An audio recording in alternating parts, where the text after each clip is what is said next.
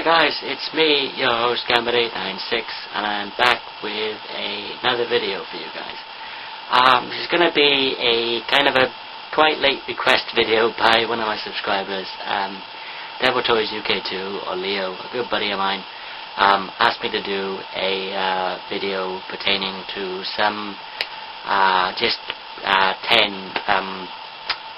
series that I read in trade, and he wanted to know which ones I enjoy the most. I think he said do like a top 10 or something.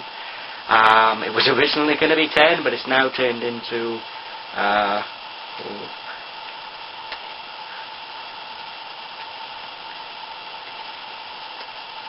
16 titles, because I enjoy each of my the titles that I pick up immensely. So I thought I couldn't really do.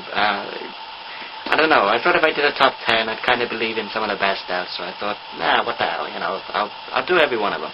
So, yeah. So, first off, let's kick things off with some independents, or some image books. So, first up we have John Layman and Rob Guillory's Chew. It's published by Image Comics, as you can see from the top of the spine there. It basically follows Tony Chew, who is a symbiopath, who can basically, whatever he eats, you'll get a psychic impression from. So if he eats an apple, he can tell what pesticides were used on it, how it was grown. If he eats a piece of steak, he'll get a psychic impression of how the animal was raised, how the animal was killed, and yeah. So the basic kind of premise of this story is it's set against a backdrop of an avian flu outbreak, or a bird flu outbreak, which kills millions of people, and Tony Chew basically gets assigned to the FDA, which is the Federal Drugs and Alcohol Division, who in this world, in this story, is kind of like the most influential and the most powerful law enforcement agency on the planet. So basically, Tony gets assigned to the Special Crimes Division related to food-related crimes. So if you like graphic novels or comics with really, really unique premises and just fantastic storytelling and artwork, then I highly recommend you get into John Layman and Rob Guillory's Chew. Just a quick heads up, I've done reviews on pretty much all of these, barring 2, I think, so I'll get onto those in a bit. Next up from Image, we have Morning Glories. This is published again by Image and is written by Nick Spencer with art by Joe Eisner. This basically follows 6 characters, or 6 kids, who are all enrolled in the Morning Glories Academy, or Morning Glory Academy, but not everything is as it seems, and this book starts to borderline on the weird when each of these 6 kids have all been born on the same day, so they all have the same birthday. And not only that, but things just get even weirder and weirder, and this prep school that they get enrolled in isn't your average prep school. There's a lot of deep, dark secrets in this school, and everybody seems to be hiding something. I know a fellow YouTuber, Ghost Critic, swears by this title, and I have to say, this title is absolutely fantastic, so highly recommend you check out Nick Spencer's Morning Glories. Next up, again, from an independent, we have Eric Powell's Lagoon, and this basically follows the title character of the Goon and his sidekick Frankie.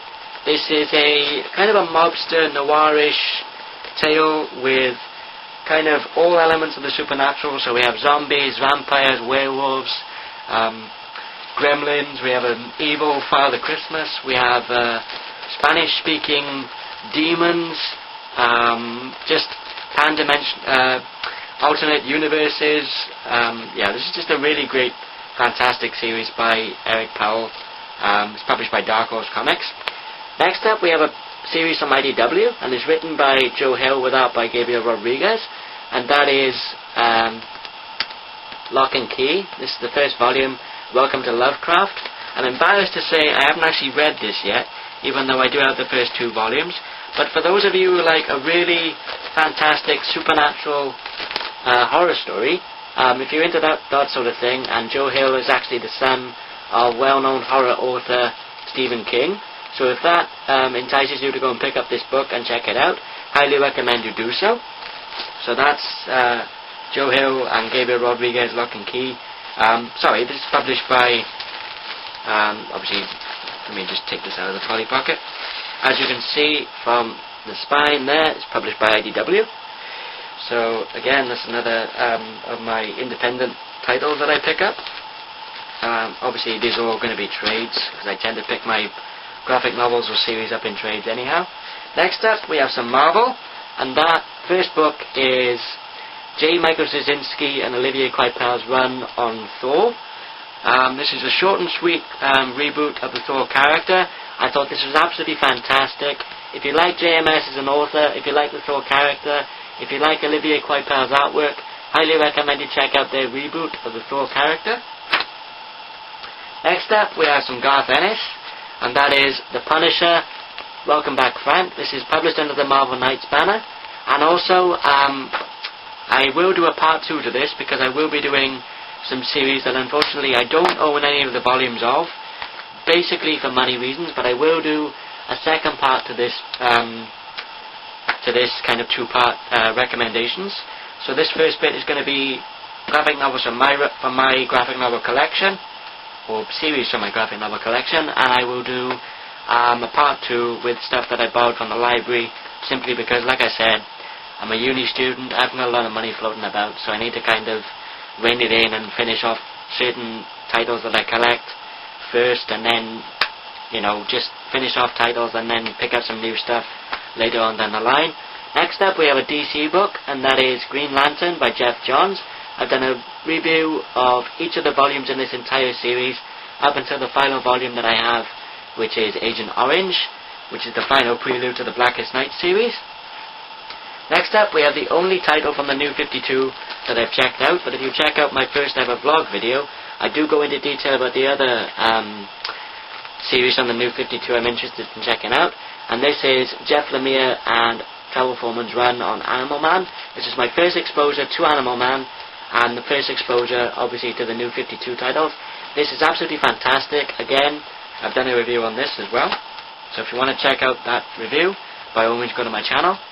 Next up, this is going to be a no-brainer for people who have watched my 50th video, which is a double review special of Garth Ennis and Steve Dillon's Preacher series over at Vertigo. This is my favourite graphic novel series of all time, so if you want to check out my review of the first 2 volumes, then by all means go to my channel and check out that video. Next up, we have another Vertigo book, and that is Scott Snyder and Raphael Albuquerque's run on American Vampire. This is absolutely fantastic. Unfortunately, I only have the first volume, but I've also done a review of this, and this is a fantastic, scary, time travel vampire story. I say it's time travel, it's kind of set in different time periods. So this first volume is set in the Old West, or the 1800s, and America during the mid-1920s. So I highly recommend you check out Scott Snyder and Raphael Albuquerque's American Vampire. Next up, we have another Vertigo title, and that is Jason Aaron and R.M. Guerrera's Scalped. This is a crime series that is being pitched as The Sopranos set on an Indian reservation. The Sopranos is probably one of my favourite mobster or mafia TV series of all time. So if you're a fan of The Sopranos, if you're a fan of crime stories, if you're a fan of Jason Aaron, if you're a fan of Vertigo books, highly recommend you check out Jason Aaron's run on Scalped. Unfortunately, I haven't done a review of this yet, but I will do at some point for you guys, even though I only have the first 2 volumes, but yeah, you know. Next up is another Vertigo title, and that is John Constantine Hellblazer.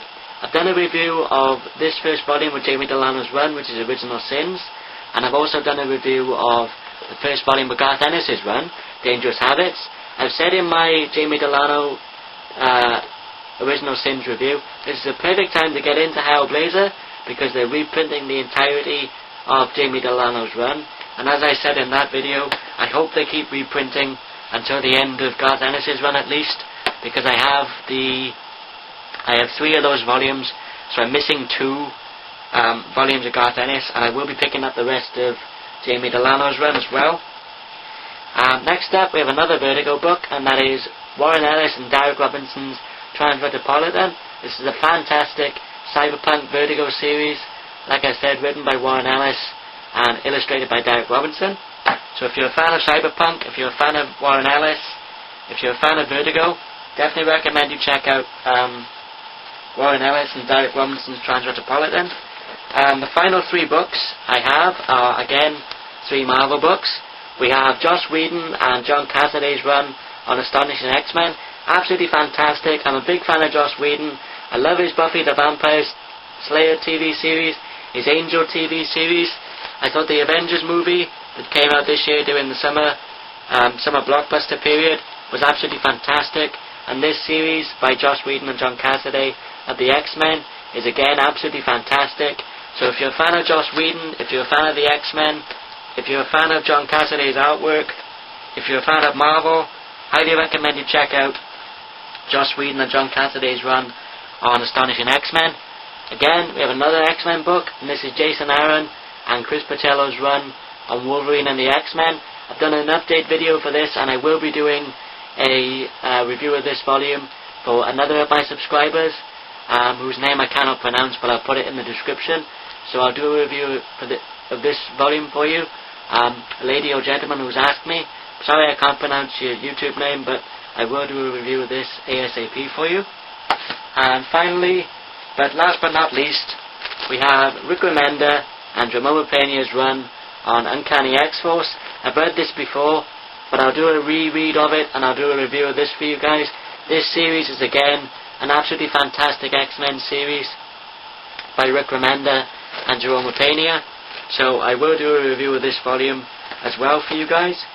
So this has been a request video, like I said, for my good friend Leo, Deviltoysuk2, who wanted to know 10 titles that I'd recommend people to get into from my collection. Unfortunately, it turned into a fair few more titles than 10.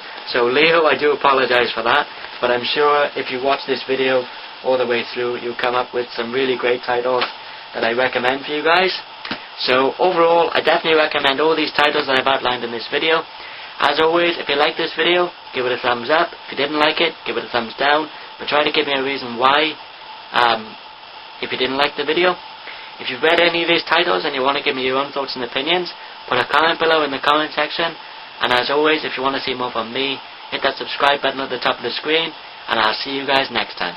So until next time guys, this is Gambit896, signing off, and I'll see you guys later. Take care.